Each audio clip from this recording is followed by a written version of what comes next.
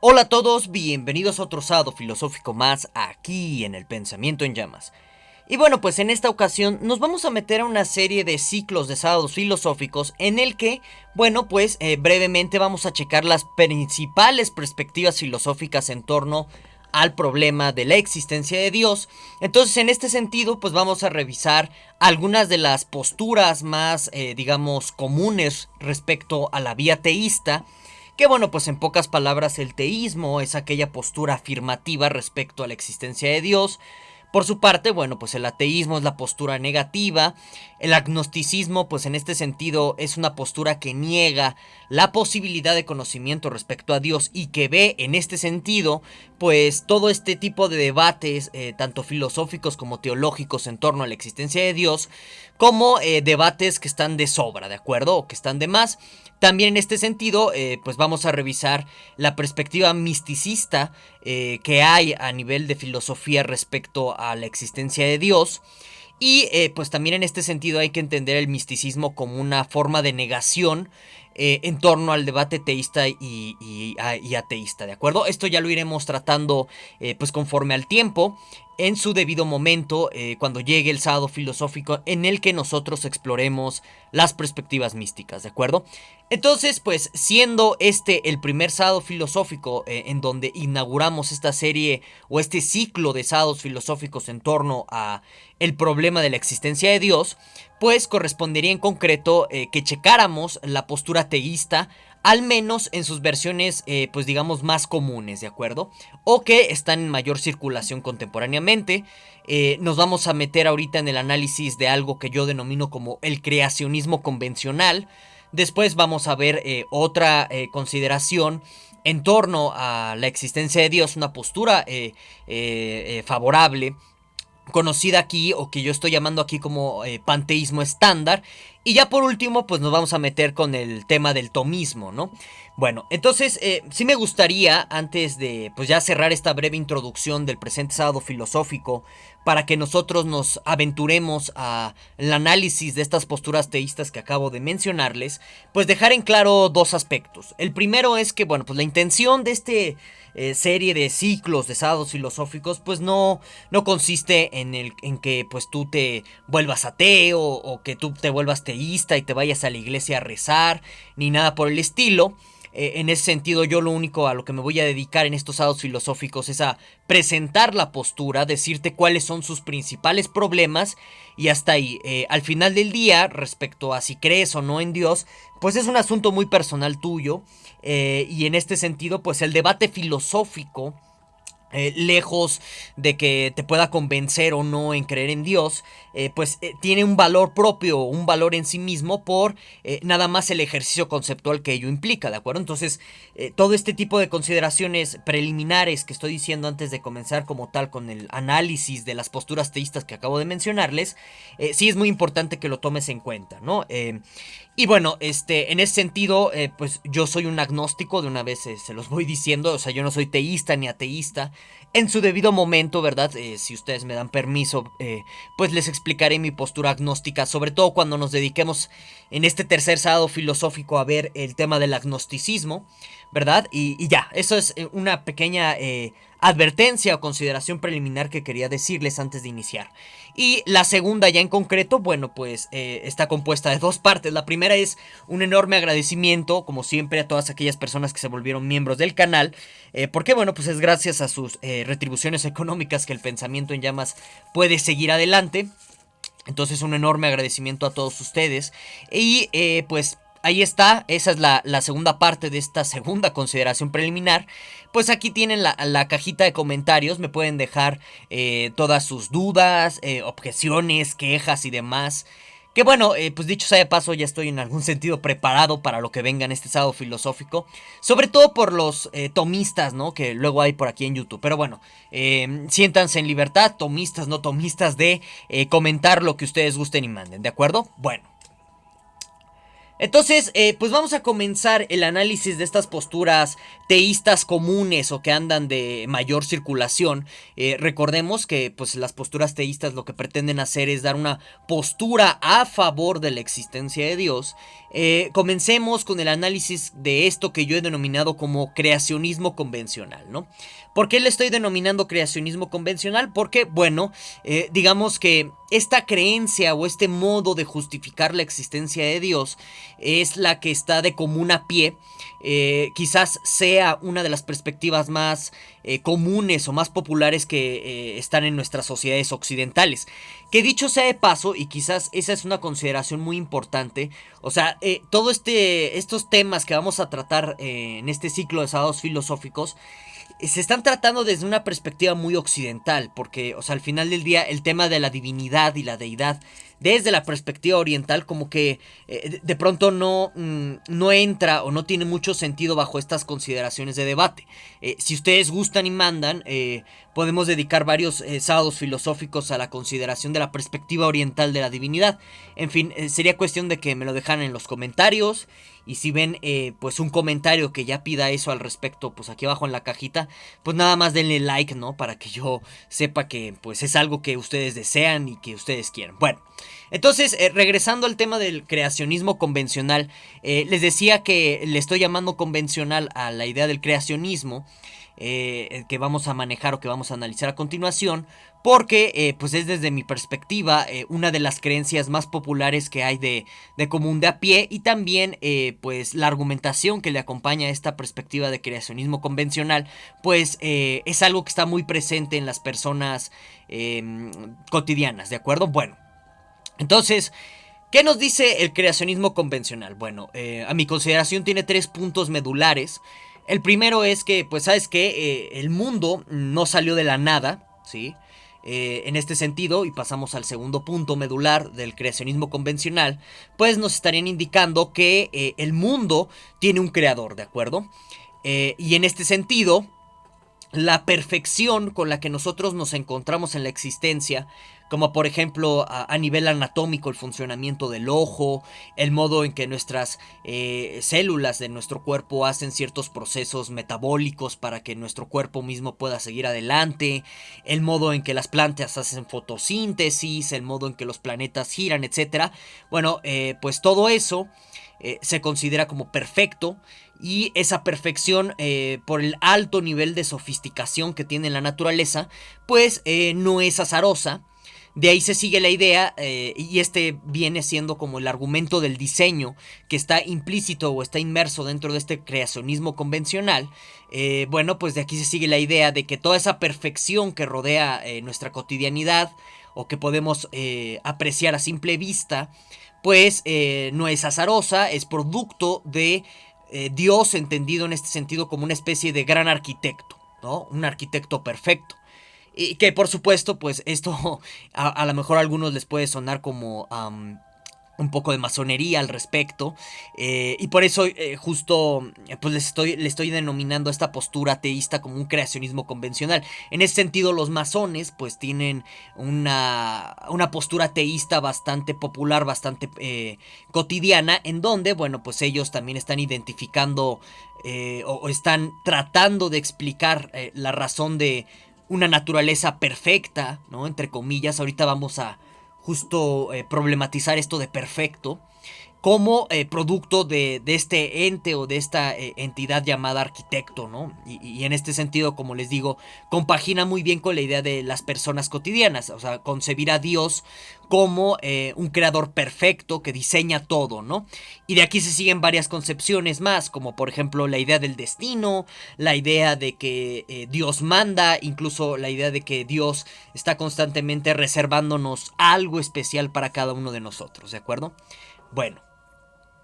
Ahora, tocaría, ya habiendo ilustrado o enunciando los principales puntos de esta postura teísta respecto a lo que hemos denominado como creacionismo convencional, pues tocaría checar los principales inconvenientes o los principales problemas que tiene. Y en este sentido, pues por el momento tendríamos dos. Uno que es la objeción clásica, sobre todo respecto a los argumentos de diseño, que tiene que ver con el tema de los errores de Dios, ¿no? Y el segundo aspecto de, pues, por qué existe la maldad, ¿no? Ahorita vamos a explicar un poquito con más cuidado este tipo de objeciones y por qué justo pues serían objeciones respecto a la idea teísta del creacionismo convencional, ¿no? Como lo hemos denominado. Bueno. Entonces, respecto a la cuestión de los errores de Dios, bueno, básicamente consiste en lo siguiente.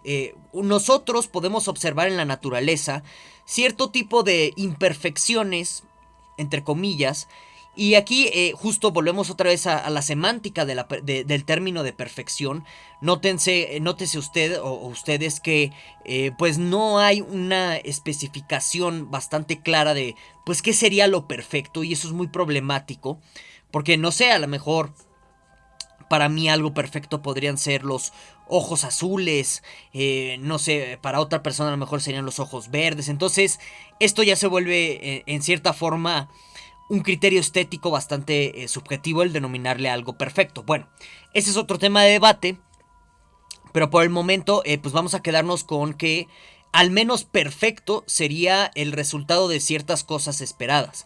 Al menos lo perfecto sería cierto estándar de normalidad o de estandarización en la naturaleza en donde no se esperarían eventos aleatorios. Como por ejemplo las clásicas deformaciones congénitas, ¿no? Los síndromes de Down, ciertos labios leporinos que tienen los bebés al nacer. En este caso, como la imagen que aquí les pongo para ilustrar esto, por ejemplo, esta flor con un pétalo blanco, siendo que, pues, naturalmente los pétalos de esta flor son rosas o lilas. Ahí depende del daltonismo de cada quien, como quiera ver el color de esta flor. Bueno, pues justo bajo la idea del argumento del diseño perfecto, pues no se explica por qué si Dios es como una especie de arquitecto perfecto, pues existen este tipo de deformidades, anomalías o imperfecciones en la naturaleza. Entonces, este es un problema que tiene el creacionismo convencional. Explicar cuál es el propósito o el por qué simplemente existen este tipo de eventos aleatorios que nosotros pues podemos considerar como deformidades, imperfecciones y demás, ¿de acuerdo? Ahora, otro gran problema que tiene el creacionismo convencional es el tema de el por qué existe la maldad, ¿no? Bueno, ¿cómo va esto? ¿Por qué es relevante el tema de la maldad para plantear como un problema o como una objeción respecto al creacionismo convencional, como lo hemos denominado? Bueno, básicamente, si Dios, en pocas palabras, pues es este arquitecto perfecto, ¿por qué diseñaría algo así como la maldad? Que bueno, pues ocasiona al menos de entrada mucho sufrimiento a las personas, y en ese sentido pues obliga u orilla a las personas a llevar vidas imperfectas, es decir, vidas con mucho sufrimiento, con mucha precariedad, etcétera, ¿no? Entonces, pues tal parece que la maldad rompe, por así decirlo, con la idea de Dios como un arquitecto perfecto. Y esto nos mete a las famosas paradojas de Epicuro, que no me va a dar tiempo de tocar o analizar en este sábado filosófico. De igual forma, si quieres que nos metamos con las paradojas de Epicuro, bueno, pues le podría dedicar un sábado filosófico más adelante y sería cuestión de que pues nada más me lo pidieras en la caja de comentarios. Bueno, entonces, la maldad es un problema para la idea de un Dios como arquitecto perfecto que crea nuestra realidad, porque, pues en pocas palabras, está diseñando algo, a saber, la maldad, sea lo que sea la maldad, porque noten que aquí también hay un tema muy subjetivo respecto a la consideración de la maldad. Bueno, dejando de lado esas consideraciones para no desviarnos tanto, justo si Dios es un arquitecto perfecto que construyó el universo o nuestra realidad a cierta medida, pues el tema de la maldad se vuelve muy problemático. Porque justo pues la maldad es algo que nos hace llevar existencias con sufrimiento, tales que pues difícilmente las denominaríamos como existencias perfectas, ¿no? Aquí hay muchas explicaciones teológicas, como no, pues es que la maldad sirve para que Dios nos ponga a prueba, para hacernos mejores personas, pero noten cómo entonces la existencia de la maldad en el mundo se presenta como un problema para este creacionismo convencional, que de nuevo pues es el teísmo de a pie que puedes encontrar en muchas religiones incluso.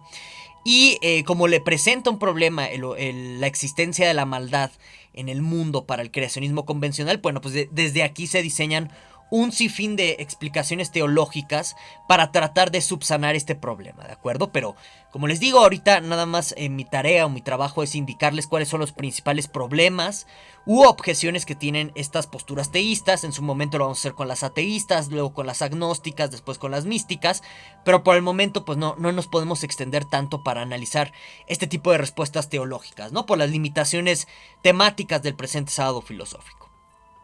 Bueno, ahora otro gran problema que tiene el creacionismo es que pues en general tanto el convencional como otro tipo de creacionismo más sui generis es que bueno pues de entrada el tema de los errores, es decir que no explica las deformidades, cosa que por ejemplo sí hace la genética, una de las teorías científicas mejores que tenemos contemporáneamente para explicar justo este tipo de variaciones en las leyes de la herencia y demás.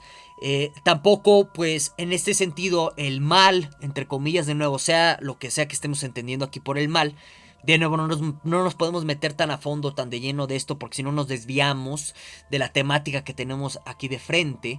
Bueno, pues también el creacionismo no me puede explicar la existencia del mal, pero a lo mejor otro tipo de teorías científicas, por supuesto, suponiendo que sean científicas, ¿verdad? Porque también este es otro punto controvertido de debate. Bueno, otro tipo de disciplinas que por el momento vamos a suponer como científicas, como la psicología, la psiquiatría y la sociología, sí. También en este sentido, bueno, pues el creacionismo no me puede explicar la variación de las especies a través del tiempo. Es decir, por qué en determinado periodo de tiempo, pues según cómo vayan cambiando los ecosistemas o el ambiente de los animales, por ejemplo, bueno, pues se dan variaciones interespecie o a través del tiempo con la especie y demás. Pues eso no me lo explica el creacionismo, porque la idea convencional del creacionismo es que la naturaleza fue creada tal y como está por Dios, ¿no? Y en este sentido, pues el darwinismo sí me puede explicar esas variaciones de la especie a través del tiempo y a través de la geografía y muchos elementos más que Darwin nos describe en el origen de las especies. Bueno, entonces, en este sentido... Ah, miren, ya me di cuenta que hay un error de dedo en la diapositiva. Bueno, hay una disculpa, en fin, a ver si ya se dieron cuenta. Bueno, como sea, regresando al tema, bueno, entonces, en pocas palabras, como el creacionismo no compagina con nuestras mejores teorías científicas, pues en ese sentido, bajo ciertas perspectivas de naturalismo filosófico, pues lo más racional sería abandonar el creacionismo, tanto como una explicación del origen de nuestra realidad, y a favor de este abandono, pues adoptar lo que nos dicen nuestras mejores teorías científicas, ¿de acuerdo? Entonces, este es otro problema en términos muy breves y de resumidas cuentas que tiene, bueno, pues en pocas palabras el creacionismo a nivel de explicación de la realidad y del origen de las cosas, que pues no le puede hacer frente a nuestras mejores teorías científicas, ¿de acuerdo? En pocas palabras. Y en este sentido, pues el creacionismo convencional siempre tiene problemas para tratar de conciliarse con la ciencia contemporánea. Bien. Ahora, pues vamos a pasar al análisis de la segunda postura teísta que les había mencionado que íbamos a abordar en este sábado filosófico, que pues vendría a ser lo que he denominado como panteísmo estándar. ¿Y por qué le estoy denominando así estándar? Porque pues hay muchos tipos de panteísmos en la historia de la filosofía occidental.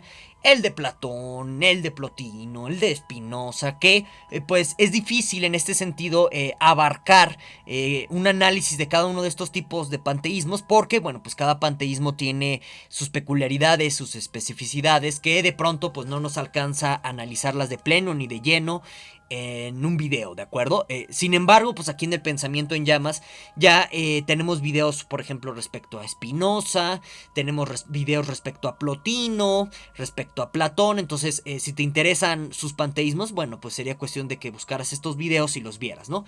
Entonces, al denominarle, bueno, al hablar en este sentido de panteísmo estándar, lo que estoy haciendo es básicamente como sacar los elementos en común de los panteísmos más importantes que hay en la historia de la filosofía occidental. Algunos de ellos son estos ya mencionados. Y a partir de estos elementos o rasgos en común, pues presentar una visión general respecto al panteísmo que permita pues analizarlo como una postura teísta, ¿de acuerdo? Bueno, entonces pues digamos que el panteísmo estándar nos dice que no hay algo así como una creación, ¿de acuerdo? O sea, para el panteísta estándar no hay una diferencia entre Dios y su creación, sino que pues son la misma cosa. Y claro que pues este primer postulado o este primer rasgo esencial del panteísmo, al negar que existe algo así como una creación, bueno, pues niega que exista como un fin, ¿de acuerdo? ¿Por qué? Porque pues al no haber un origen de las cosas, pues esto implica que no van a tener una finalidad inmediata o mediata, ¿de acuerdo? De aquí se siguen ciertas perspectivas como cíclicas de la naturaleza, incluso que tienen que ver con la cuestión de la reencarnación del alma y demás, donde todo está en un constante ciclo de ir y de venir, de reciclaje perpetuo, etcétera, ¿no? Bueno, entonces, en este sentido, como no hay una separación entre Dios y su creación, pues en pocas palabras, todo es Dios. Aquí los diversos panteísmos, según sus peculiaridades muy sui generis, van a explicar esto en términos de, no, pues es que todo es Dios, pero este Dios o esta sustancia, como por ejemplo Spinoza la denomina, pues se va a ir instanciando o se va a ir manifestando por las famosas hipóstasis, por ejemplo en términos de Plotino, por emanación o por su expansión. Entonces, ¿qué es lo que implica esta segunda tesis del panteísmo estándar? O en pocas palabras, ¿qué queremos decir con todo ello? Que la creación, o sea, lo que nosotros podríamos identificar como seres individuales y concretos como tú, yo, los árboles, los perros, etcétera, pues bajo la idea de un panteísmo estándar, todo eso se ve simplemente como un reflejo, una emanación, como una partícula distendida de algo más grande, ¿no? Que pues puede ser el uno bien, puede ser la sustancia, puede ser Dios, etcétera, ¿de acuerdo? Entonces, en este sentido, y vamos con esta tercera tesis del panteísmo estándar, lo que nosotros podríamos observar cotidianamente como una pluralidad de cosas en la realidad, pues no sería más que una mera ilusión. ¿Qué quiere decir esto? O sea, de nuevo, regresando a este ejemplo en donde nosotros pues diferenciamos bien, por ejemplo, un perro de una planta de nosotros mismos, nos diferenciamos tú y yo, por ejemplo, etcétera. Bueno, pues ese es, por ejemplo, digamos, eso es en concreto el gran problema que de pronto tiene a nivel conceptual el panteísmo, ¿no? Como tratar de disuadirnos de que esta pluralidad inmediata, pues no es más que una ilusión y que todo es una única cosa. Entonces, algunos consideran que esto es la tesis monista o el componente monista del panteísmo, porque al plantear a la pluralidad como una ilusión, pues está diciendo o garantizando la unidad del todo en una única unidad metafísica, ¿no? Noten aquí varias consideraciones muy particulares. Por ejemplo, el panteísmo estándar, como lo estoy caracterizando, por ejemplo, sí puede compaginar de pronto con teorías como el Big Bang, como el Big Crunch, incluso también puede superar algunos de los problemas que tiene el creacionismo convencional, simplemente porque elimina la idea de la creación en sí misma. Sin embargo, y por cierto, ¿no? Sí, esto es importante antes de que continúe. El panteísmo estándar no necesariamente es teológico, ¿sí? Digamos que aquí el término de Dios se puede tomar en un sentido pues muy laico de la palabra, ¿sí? Sin embargo, bueno, ¿y por qué se puede tomar como un sentido muy laico de la palabra? Porque aquí lo que, por ejemplo, algunos panteístas tipo Einstein, ¿no? Que aquí en el Pensamiento en Llamas tenemos un sábado filosófico sobre el panteísmo de Einstein. Bueno, algunos panteístas del estilo de Einstein podrían decir que la energía es ese todo y que simplemente se le está llamando Dios por considerarlo como una fuerza suprema, una cosa así por el estilo, pero sin ningún tipo de connotación religiosa o teológica necesaria. Eso es algo importante que hay que considerar aquí dentro del panteísmo estándar. Sin embargo, bueno, pues en las diversas versiones que hay de panteísmo estándar en la filosofía occidental, en la historia de la filosofía occidental, bueno, pues sí hay una connotación teológica y por eso se le mete en el saco o en el cajón de las posturas teístas que hay dentro de la historia de la filosofía occidental, ¿de acuerdo? Ahora sí, vamos a tratar uno de los mayores problemas que tiene el panteísmo estándar, tal y como lo estamos presentando. Y es, en pocas palabras, el problema de explicar los contrarios. ¿Qué quiere decir eso? Por ejemplo, si le creemos al panteísta o asumimos que lo que nos dice el panteísmo estándar es cierto, bueno, entonces de esto se seguiría que, por ejemplo, objetos o cosas contrarias como el agua y el fuego son lo mismo, ¿sí? ¿Por qué? Porque recordemos que para el panteísta, perdón, todo es la misma cosa, nada más que se va manifestando, se va instanciando de forma distinta, y en gran medida es una ilusión de nuestro entendimiento el ver esa división de las cosas, estos dos modos del ser, etcétera. Bueno, aquí el detalle es que, aún así asumiendo todo eso, parece muy difícil de aceptar que cosas contrarias, al menos conceptualmente como el agua y el fuego, son la misma cosa. Eso sería algo profundamente contradictorio, lo cual algunos, como por ejemplo los paraconsistentes, ¿no? Que bueno, en este sentido, para los que han seguido el curso de lógica y filosofía de la lógica de este canal, pues ya saben qué es esto de la paraconsistencia. Bueno, para algunos paraconsistentes pues no tendría ningún problema, por ejemplo, que el agua y el fuego fuesen la misma cosa, pero digamos que de manera un tanto convencional es difícil de aceptar que el agua y el fuego son la misma cosa, siendo que intuitivamente o por el sentido común, pues son cosas contrarias. Entonces, en este sentido, si no se da una justificación ulterior de por qué abandonar algo que nos dice nuestro sentido común que no es posible, como esto de que el agua y el fuego son la misma cosa, pues digamos que sigue teniendo un grave problema el panteísmo estándar, tal y como lo presentamos. También tiene este panteísmo estándar el problema de cómo nosotros podemos explicar el bien y el mal en el mundo, porque independientemente de qué entendamos por bien y mal, al menos a nivel conceptual, pues decimos que el bien y el mal son dos cosas diferentes. Y de nuevo, bajo un esquema panteísta, el bien y el mal serían la misma cosa, y otra vez volvemos al problema de tener entidades contradictorias. Entonces, ese es un detalle problemático, igual que el panteísta tiene que elaborar explicaciones más complejas para salir avante, ¿de acuerdo? Luego, tenemos el detalle de que, pues como bien se decía, en nuestra realidad al menos hablamos de la maldad, ¿no? De que existe la maldad, sea lo que sea que cada quien esté entendiendo por ello. Entonces, digamos que si al menos conceptualmente decimos que la bondad es una propiedad de Dios, en virtud de que es el ser todo de todo, o sea, tiene todas las propiedades en omnipotencia, pues también es omnibueno. Bajo un esquema panteísta se seguiría que Dios es tanto bueno como malo, ¿sí? Porque recuerden que el bien y el mal, pues al final del día son instancias, ilusiones, hipóstasis de una sola cosa, una sola entidad, llamada sustancia, llamada Dios, ¿de acuerdo? Entonces, esto también genera un problema conceptual, ¿de acuerdo? Bueno, y ahora sí, pues vamos a analizar la perspectiva teísta del tomismo, ¿de acuerdo? Que bueno, sé que a lo mejor aquí van a empezar las objeciones y van a empezar algunos problemas, ¿no? Yo espero que no.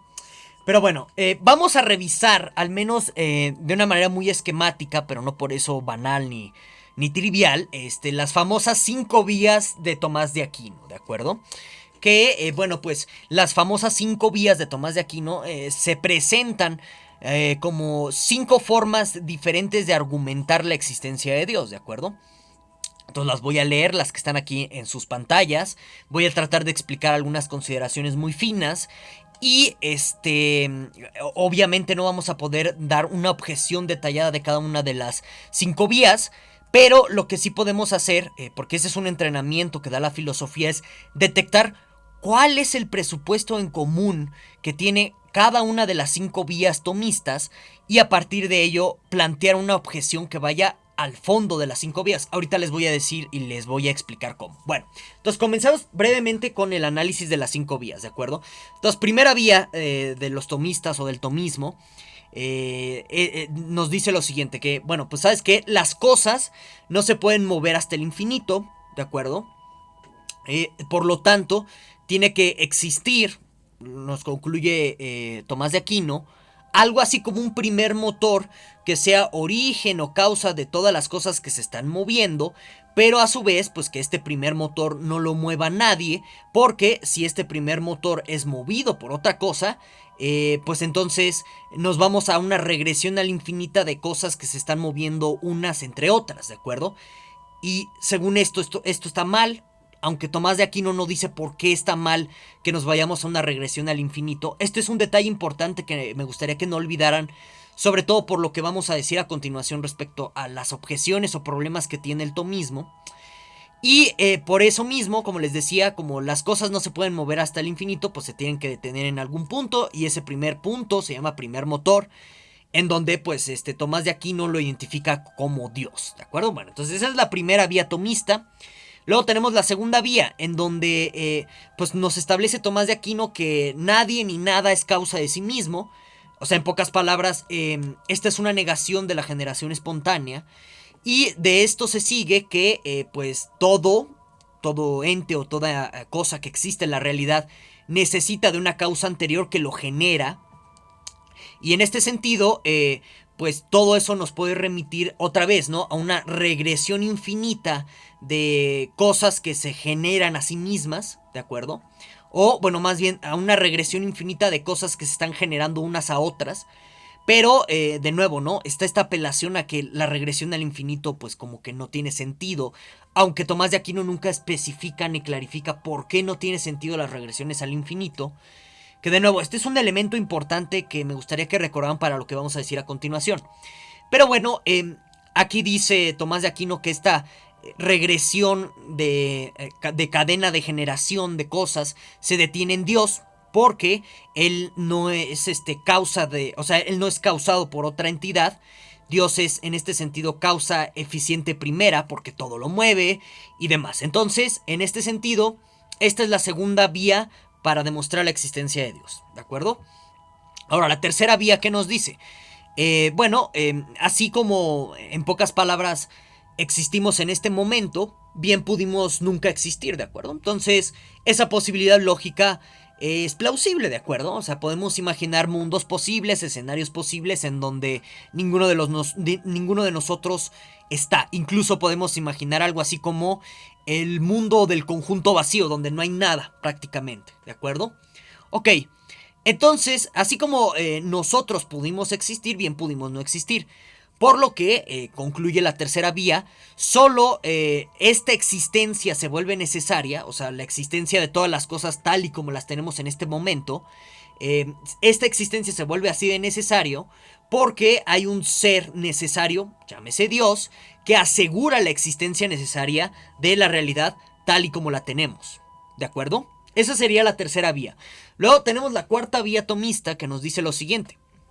Que bueno, en pocas palabras, pues nosotros como que tenemos o tendemos a evaluar las cosas según su perfección, ¿no? O sea, podemos decir como que, no sé, un vitral de una catedral gótica es más bonito, más perfecto que, no sé, un vitral de una catedral de pueblo cualquiera, ¿no? Entonces dice Tomás de Aquino, en virtud de que nosotros tenemos como esta medida para evaluar la perfección de las cosas, bueno, pues debe existir, dice Tomás de Aquino, un ser perfecto, a partir del cual este ser perfecto, otra vez llámese Dios, bueno, a partir del cual este ser perfecto nos permita dar estos parámetros de evaluación, ¿de acuerdo?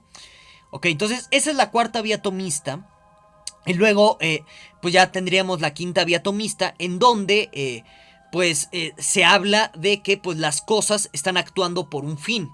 Es decir, podemos buscar ejemplos muy claros, incluso a nivel biológico en nuestro cuerpo. Digamos, las células, pues al momento de nacer ya tienen, por así decirlo, como un fin predeterminado, entre comillas, de buscar su propio alimento, de reproducirse y luego de morir para perseguir un fin mayor que pues en este sentido sería el mantenernos a nosotros con vida.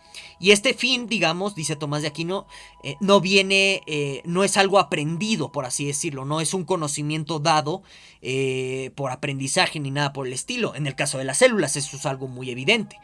por lo que pues esto correspondería como, vamos a decirlo así, una especie de plan prescrito en las cosas para que actúen según estos fines, en donde, bueno, pues algunas entidades como las células de nuestros cuerpos, por ejemplo, funcionan según estos fines sin tener un conocimiento adquirido de cómo deben de funcionar.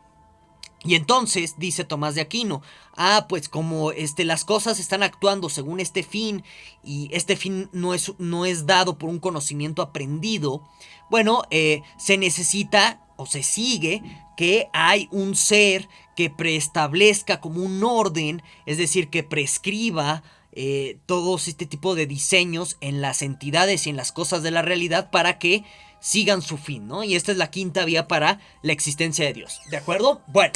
Ahora, como les dije, lo que nos da la filosofía es cierto entrenamiento para detectar presupuestos elementales de las cosas, a partir de los cuales nosotros pues podemos plantear objeciones muy generales, ¿de acuerdo? Bueno, entonces quiero que noten lo siguiente respecto a las 5 vías. Cada una de estas 5 vías tiene sentido o son posibles si, solo si, presuponemos que existe algo así como la causalidad, ¿de acuerdo? Vean, por ejemplo, la primera vía atomista, ¿no? La de las cosas no pueden moverse hasta el infinito. Aquí hay un presupuesto elemental, es decir, que existe algo así como una cosa, llamada primer motor en este contexto, que causa el movimiento de otras cosas. Entonces noten aquí cómo se está presuponiendo que la causalidad existe en la realidad, ¿no? Primera vía, ahí está presupuesta la causalidad. En la segunda vía pues es más evidente que la causalidad ahí no nada más está presupuesta, sino incluso está enunciada, ¿de acuerdo? Ahora, en la tercera vía también se está presuponiendo la causalidad. ¿Por qué? Porque básicamente lo que nos está diciendo es que esta realidad o esta existencia es necesaria porque la causa un ser igual de necesario, llámese Dios, ¿de acuerdo? Entonces ahí hay un tercer presupuesto de causalidad. Ahora, nos vamos con la cuarta vía, donde nos está diciendo que, en pocas palabras, este parámetro o esta medida de evaluación de perfección de las cosas existe porque es causada por otro ser perfecto, que nos sirve de parámetro, es decir, Dios, ¿de acuerdo? Entonces, en la cuarta vía está presupuesta la causalidad como algo que existe en la realidad, ¿de acuerdo? Ahora, nos vamos con la quinta vía, en donde pues está esto de que las cosas están actuando persiguiendo un fin, y en este sentido, ese fin es causado por Dios. Noten, entonces aquí como en la quinta vía también se está presuponiendo que la causalidad existe en el mundo. Entonces noten, el presupuesto medular del tomismo en estas 5 vías es que la causalidad existe como un hecho en la realidad, ¿de acuerdo? De tal suerte que si tú pones en consideración o en cuestión o en problemas la existencia de la causalidad en el mundo en sí mismo, pues el tomismo bajo estas 5 vías tiene problemas, ¿de acuerdo? Y justo esta es la pregunta filosófica que está muy patente y muy presente en la modernidad, sobre si la causalidad es un hecho en realidad. Es decir, si la causalidad es parte de la realidad en sí misma, o bien depende de nuestra estructura cognitiva y de cómo nosotros organizamos la realidad, no de algo que esté en sí mismo en las cosas. Y aquí sí es importante aclarar varios aspectos. Hay pues tomistas trasnochados aquí en YouTube que dicen que por negar la existencia de la causalidad en sí, pues se sigue una postura idealista, lo cual no es cierto. Simplemente estás negando que la causalidad pertenezca al mundo, pero no estás negando la realidad del mundo. Entonces no hay que caer en esa confusión, ¿de acuerdo? Tú puedes negar la existencia de la causalidad, pero no puedes en este sentido, o bien puedes no comprometerte con la negación de la realidad, ¿de acuerdo? Son dos cosas diferentes, dos tipos de compromisos ontológicos diferentes sobre las cosas. Bien, bueno, entonces, aclarado eso, vamos a ver cuáles serían los principales puntos que hay para dudar o replantear el que la causalidad sea un hecho, y en este sentido, pues, poner en graves problemas al tomismo, porque de nuevo, si el tomismo no puede defender que la causalidad exista de hecho en la realidad, pues todo lo que nos está diciendo aquí Tomás de Aquino con estas 5 vías se vuelven producto de la representación, es decir, un modo en que nuestra razón pues está, valga la redundancia, razonando una entidad de la realidad, es decir, Dios. Y de nuevo, si la causalidad no existe en la realidad en sí misma y existe como un mero producto de mi representación o de mis estructuras cognitivas, bueno, pues se sigue que lo que nos está diciendo Tomás de Aquino es contingente, muy relativo a nuestra estructura mental. Vean, por eso esta consideración de la causalidad es una objeción muy fuerte, es un problema muy grave para el tomismo porque relativiza las 5 vías y eso no le gusta al tomista, ¿de acuerdo? Y justo en la filosofía de la modernidad, como la filosofía de la modernidad es un tipo de pensamiento contrario a la escolástica medieval, en donde, por ejemplo, Tomás de Aquino y estas 5 vías son el rey, pues justo el cuestionar la existencia de la causalidad en sí, o sea, la causalidad como parte de la realidad, se convierte en un ataque directo a nivel filosófico respecto a la veracidad de la escolástica medieval y particularmente del tomismo. Entonces, en este sentido, dentro de la filosofía de la modernidad, los dos grandes representantes que cuestionan si la causalidad es un hecho, es decir, pertenece al mundo o es producto de mi estructura cognitiva, pues sería en concreto Hume, mediante esto que se conoce como el escepticismo, mediante esto que se conoce como el escepticismo humeano de la causalidad. Aquí en el Pensamiento en Llamas tenemos un video sobre Hume y este famoso escepticismo en el curso de epistemología. No me puedo detener tanto de lleno en ello porque si no me desvío. Puedes ver ese video y si hay dudas, adelante, con todo gusto. Bueno, entonces ese es este escepticismo humeano, pues es un primer punto de ataque respecto a la idea de que la causalidad es un hecho que forma parte de la realidad, porque en pocas palabras lo que nos dice Hume es que es en virtud de la continuidad de hechos o de acontecimientos que nosotros nos habituamos o nos acostumbramos a decir que hay una relación causal, pero pues eso no significa que ese hábito o esa costumbre pueda romperse el día de mañana y en ese sentido pues pueda romperse todas nuestras creencias de la causalidad y que los hechos se muestren de una forma completamente diferente. Por ejemplo, en este sentido, nadie nos asegura que el día de mañana el sol vuelva a salir, ¿de acuerdo?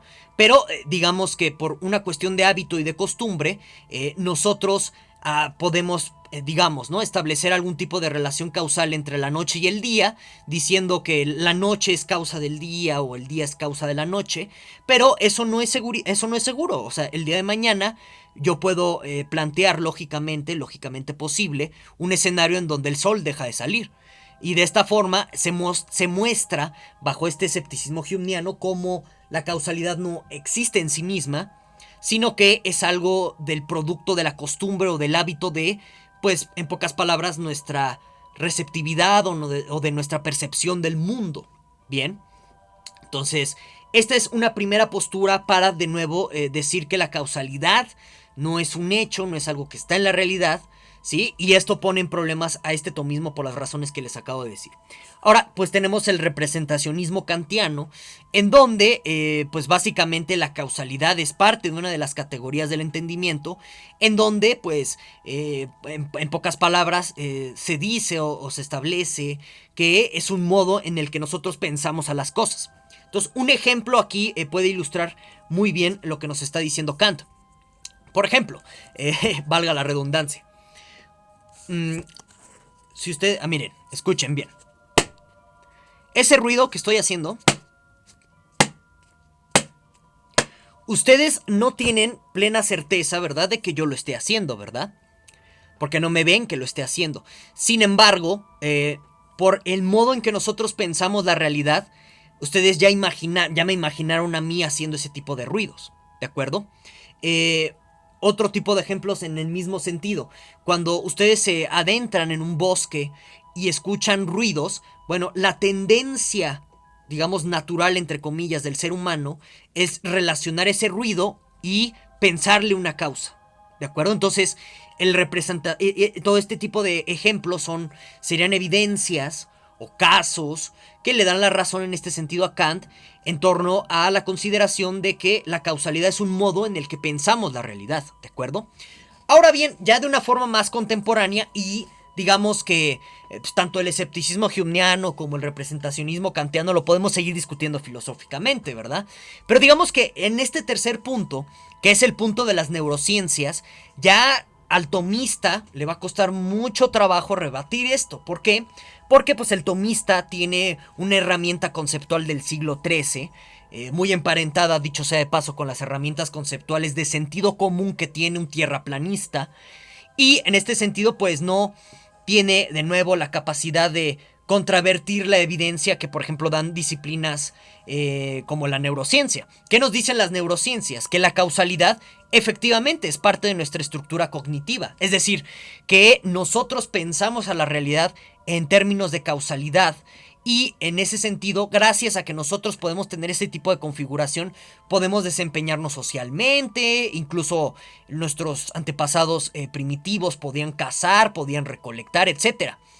Entonces, en este sentido, la causalidad, al volverse parte de nuestra estructura cognitiva y no algo de la realidad en sí misma, sino nada más una facultad que tiene el ser humano de, digamos, administrar ciertos patrones, donde estos patrones no tienen una conexión de causalidad necesaria. Y en ese sentido, nuestras neurociencias contemporáneas están más cercanas a este famoso escepticismo humeano. Bueno, se sigue que, de nuevo, la causalidad no es un hecho, no es parte de la realidad, es algo de nuestra estructura cognitiva. Y esto vuelve a las 5 vías tomistas contingentes. Y eso es un grave problema para el tomismo. El no aceptar este tipo de evidencias respecto a las neurociencias, o el no dar evidencias que controvertan a las neurociencias, que son evidencias muy fuertes, que tienen que cumplir muchos estándares científicos, implicaría ir en contra de una de nuestras mejores teorías científicas respecto a esto que denominamos como la mente, entre comillas, y eso pues sería una postura irracional, ¿de acuerdo? Entonces, este es uno de los primeros problemas que tiene la causalidad dentro del tomismo, dentro de estas 5 vías tomistas, como un presupuesto elemental, ¿de acuerdo? Ahora bien, también está esta otra posibilidad. Supongamos que el día de mañana vienen los humitas. Y bueno, pues los humitas, en virtud de que tienen otro tipo de estructura cognitiva, pues pueden bien verificar o decir que sí existe la causalidad en sí misma, porque ellos tienen otro modo de percepción, su estructura cognitiva es diferente, qué sé yo. Ok, supongan que ese es el caso y que al final del día llegamos a que la causalidad sí existe en el mundo, sí es un hecho. Entonces el tomista va a brincar de alegría porque va a decir, oh, entonces Dios sí existe, ¿no? Porque la causalidad existe en la realidad. Pero, oh sorpresa, tenemos el gran problema, bueno, nosotros no, ¿verdad? O bueno, yo no, porque yo no soy tomista. Los tomistas tienen el gran problema de la mecánica cuántica. La mecánica cuántica nos dice que la causalidad estricta no existe en la realidad más elemental, o sea, la realidad subatómica, que no hay órdenes preestablecidos en esta realidad subatómica. Y que, bueno, pues en pocas palabras, la mecánica cuántica nos revela o nos muestra lo limitado que es nuestro sentido común en temas de la causalidad. Es decir, que la causalidad no es en este sentido como lo dictaría nuestro sentido común, que bueno, pues básicamente la noción de causalidad en Tomás de Aquino es una noción de sentido común. Entonces, a pesar de que, digamos, la mecánica cuántica es contraintuitiva, va en contra de lo dictado en nuestro sentido común, pues sigue siendo una de nuestras mejores teorías hasta el momento explicativas de el mundo subatómico. Y en este sentido, se vuelve un grave problema para el tomista porque no puede compaginar la causalidad de sentido común, que es elemental para sus famosas 5 vías, respecto a lo que nos dice la mecánica cuántica de las relaciones subatómicas que no son de causalidad, mostrando esta mejor teoría explicativa que la causalidad no existe en el mundo. Ese es un gran problema que tiene el tomista en nuestros días y que, pues, tiene que rebatir a la mecánica cuántica en términos de la matemática, en términos de evidencia y en muchos sentidos, que pues de nuevo su aparato conceptual del siglo XIII no le da para rebatir a una ciencia contemporánea como es la mecánica cuántica. Y bueno, hasta ahí voy a dejar este estado filosófico, espero que les haya gustado a todos. Nos vemos Hasta la próxima.